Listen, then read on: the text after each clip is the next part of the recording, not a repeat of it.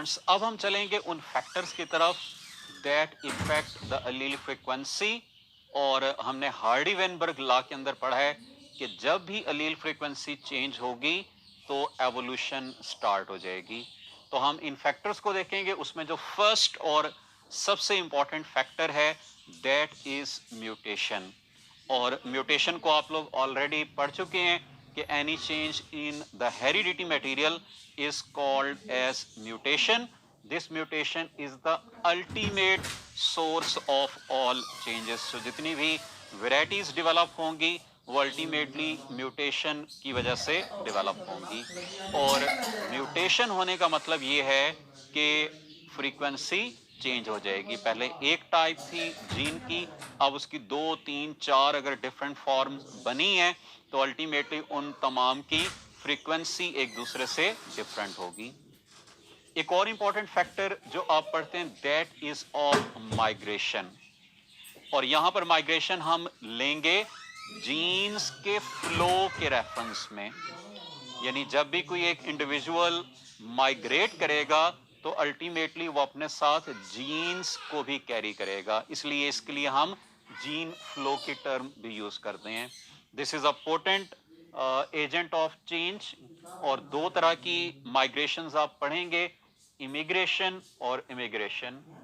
ये दो फॉर्म्स होंगी और दोनों का क्या इम्पैक्ट है उसको हम इस डायग्राम से देख लेंगे। कि सपोज हमारे पास ये एक पॉपुलेशन मौजूद है वाइट और ब्लैक रैट्स की।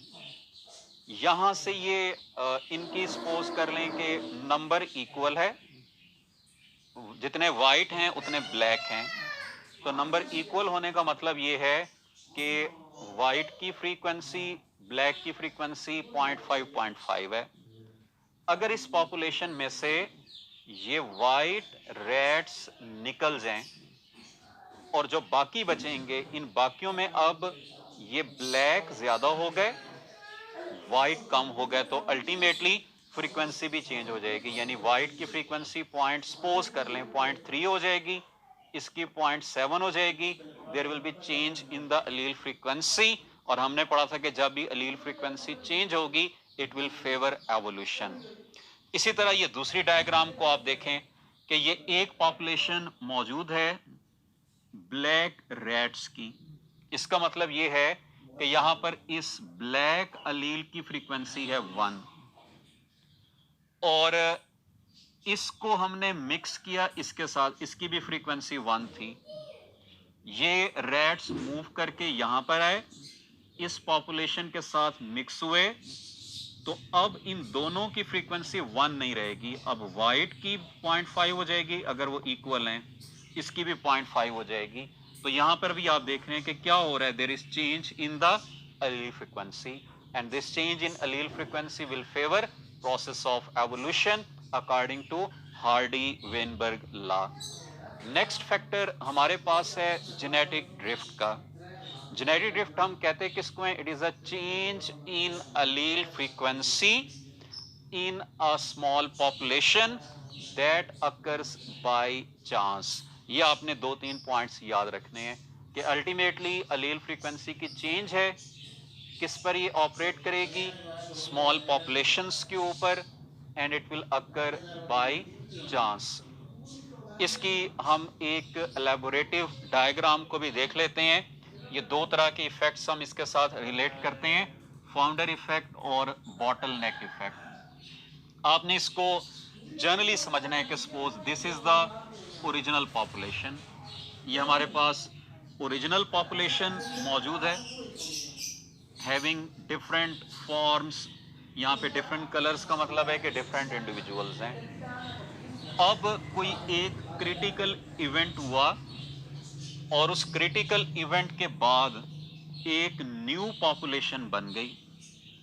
अब आप देखेंगे कि इस न्यू पॉपुलेशन के अंदर इसकी और इसकी फ्रीक्वेंसी सेम नहीं रहेगी, चेंज हो जाएगी। या यहां पर अगर आप देख लें कि सपोज कर लें कि ये हमारे पास अब टोटल पॉपुलेशन बच गई, तो इसमें तो आपको ये रेड और पिंक भी नजर आ रहे हैं लेकिन यहां पर सिर्फ ग्रीन और ब्लू नजर आ रहे हैं। तो इसका मतलब ये है कि यहां पर भी अलील फ्रीक्वेंसी इसके मुकाबले में चेंज हो जाएगी। सो इस चेंज को हम यहां पर जेनेटिक ड्रिफ्ट कह रहे हैं if it occurs on the small population, और जब भी अलील फ्रीक्वेंसी चेंज होगी it will favour the process of evolution. Next हमारे पास जो फैक्टर है that is non random mating, और आपने दो टर्म्स याद रखनी है। रैंडम मेटिंग के अंदर सिलेक्शन नहीं होती।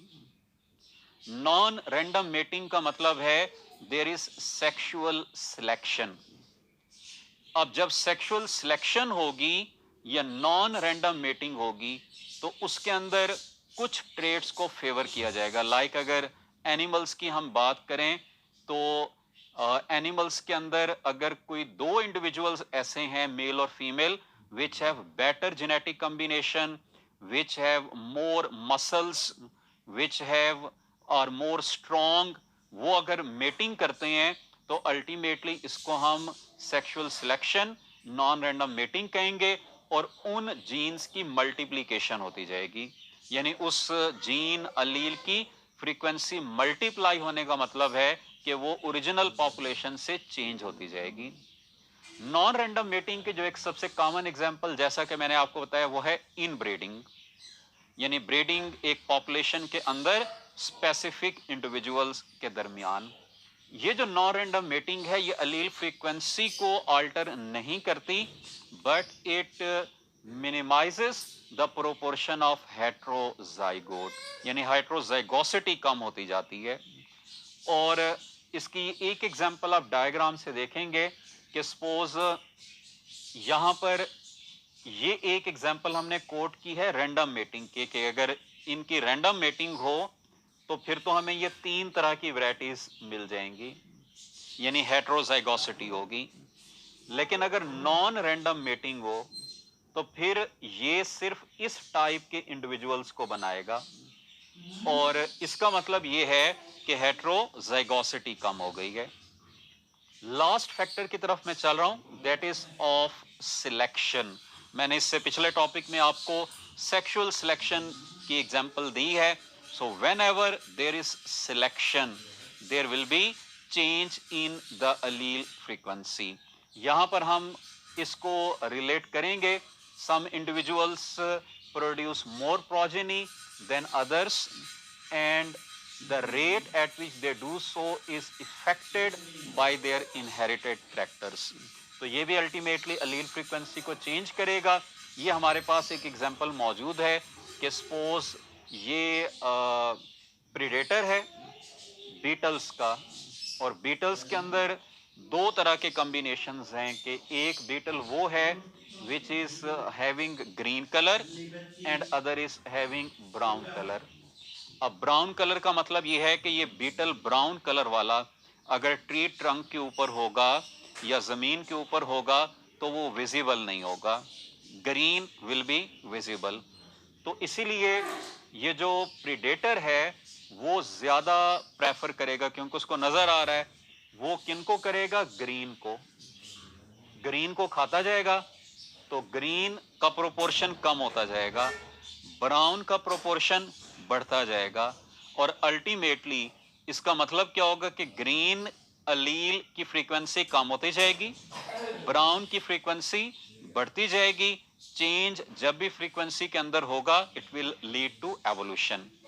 इस सिलेक्शन की दो फॉर्म्स आपने याद रखनी है। One is the natural selection जो एनवायरनमेंट ने करनी है, जैसा कि आपने डार्विन की थ्योरी के अंदर पढ़ा था।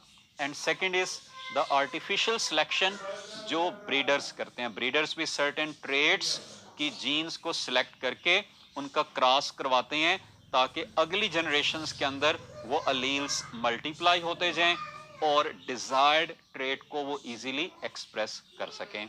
सो this was all about the factors that are associated with the Hardy-Weinberg